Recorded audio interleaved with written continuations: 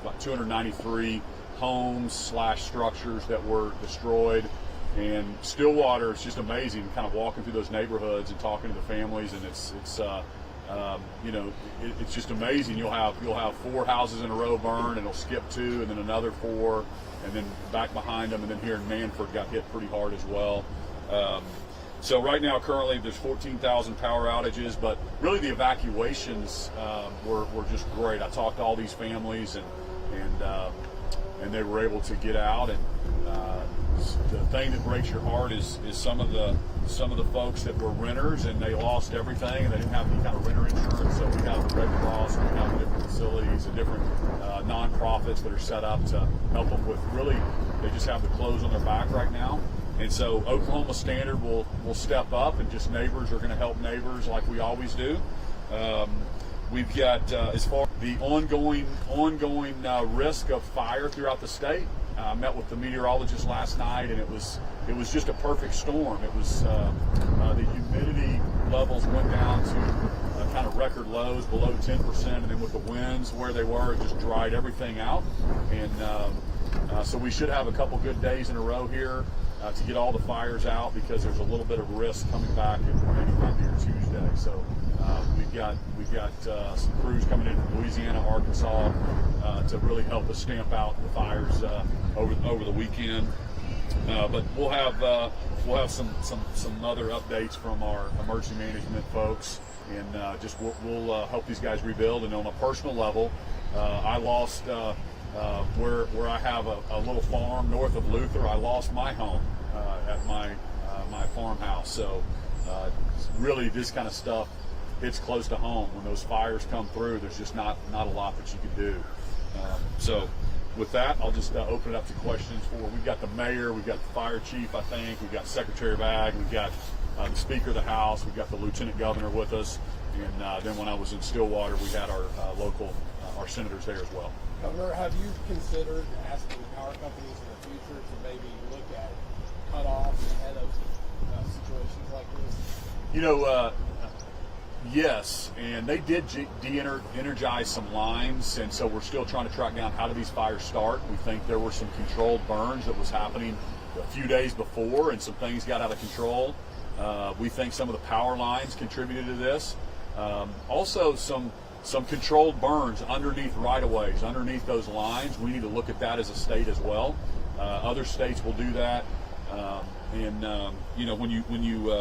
when you have conservation and you have controlled burns, that really helps with out-of-control fires like this. So that's something that I personally want to look at.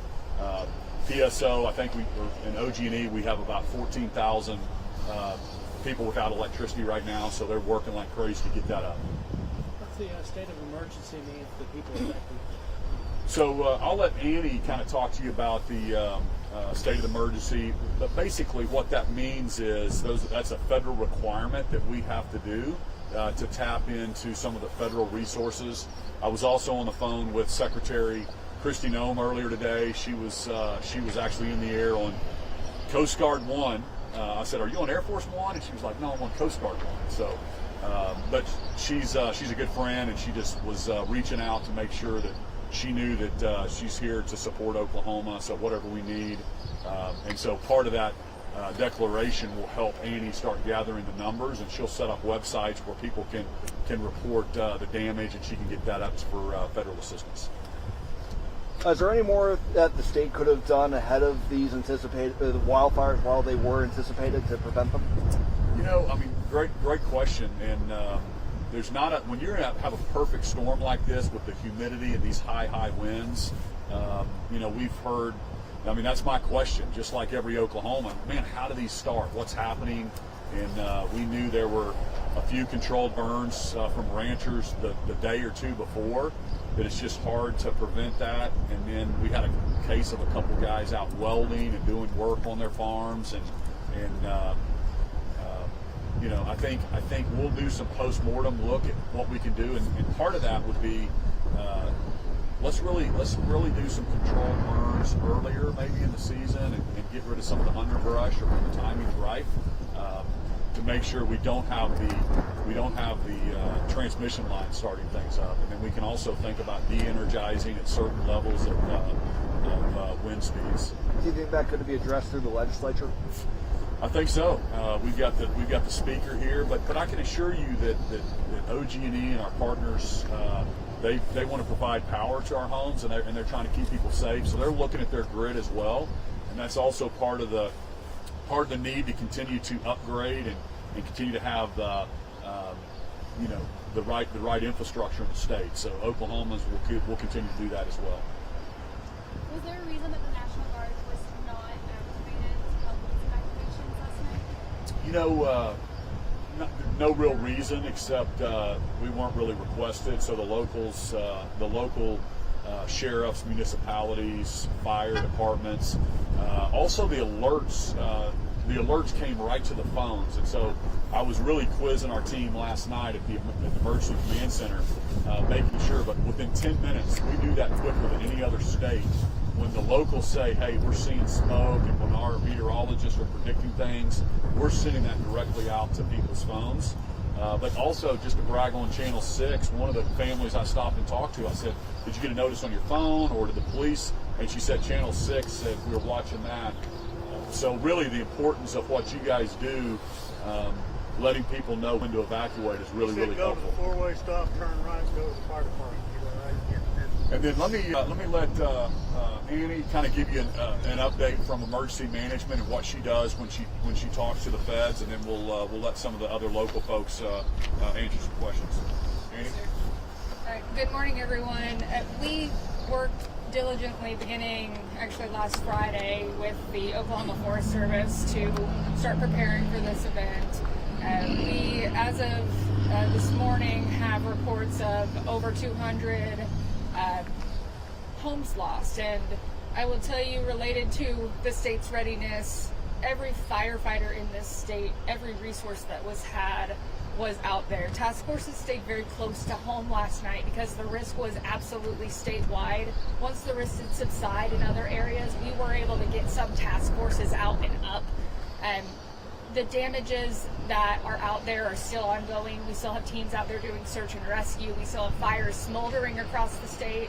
And we did submit and get approved 8 fire management assistance grants last night from the Federal Emergency Management Agency.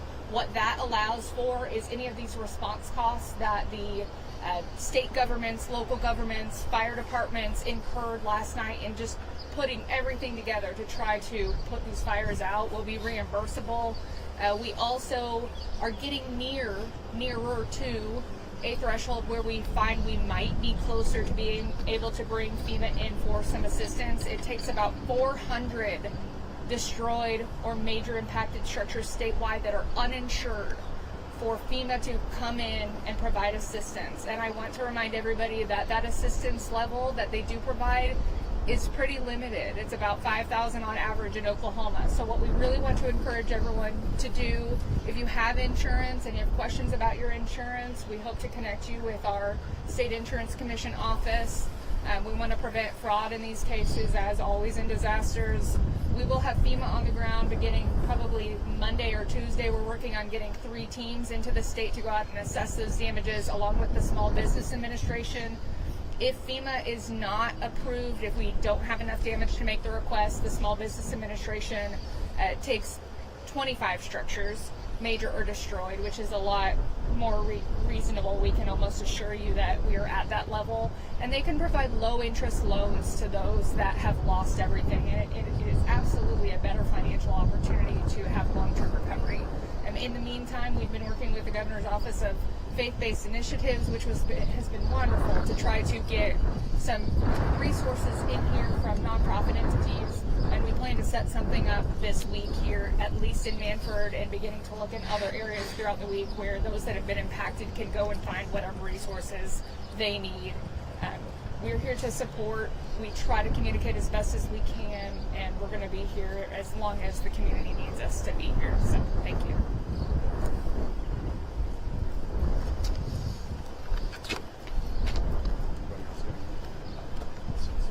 Any other questions?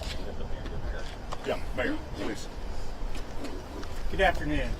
It's been a rough night, I can assure you of that. I want to thank the governor for being here. I want to thank the Vice Governor for being here, and also our Representative Speaker, Kyle Gilbert. So many others to thank. We got a lot of help last night. We got help from Sand Springs, Bixby, had a task force team come in from Rogers County. It got here kind of late, but they really helped us out a lot. Had a lot of small community firefighters here also. But as Amy was saying, there were so many fires going on everywhere. What we usually rely upon as municipal aid wasn't available last night. So it was kind of to each his own. And I know there are a lot of people around the state suffering right now. But appreciate you being here, Governor. Appreciate the support that we're getting. We're setting up some food areas at the Phelps IGA store. There have been servers that have donated food and their time, and we appreciate that. Just want to say quickly that Mannford's a strong town. It's a tight-knit community, and this town will survive this. The community will come together as we always do, and we'll get through this. Thank you. Thanks, everybody. Should be people that want to help. What's the best way? Maybe move around. Annie? If you want to get involved, I would encourage you to reach out to our office directly. You can visit our website at oem.ok.gov. And also here locally, they do have a local emergency manager, and that goes statewide. If you're eager to help, please contact your local emergency manager, and they can connect you in. Please do not self-deploy to these areas. They are still, as we mentioned, smoldering and a little bit dangerous. We will issue calls for help as they arise. Governor, have you considered issuing a further burn ban or any other special declaration? You know, we've got an emergency declaration in place, and then as the meteorologist and our team lets us know what we need to say on the burn ban, yeah, we'll quickly do that kind of thing. And really, it's just you know, Oklahomans have to be really, really careful when they're burning ranch land and pasture land, and you've got to contact your locals. But also, every county commissioner can look at that, and they can do that as they need to, county by county as well. So. Thanks, everybody.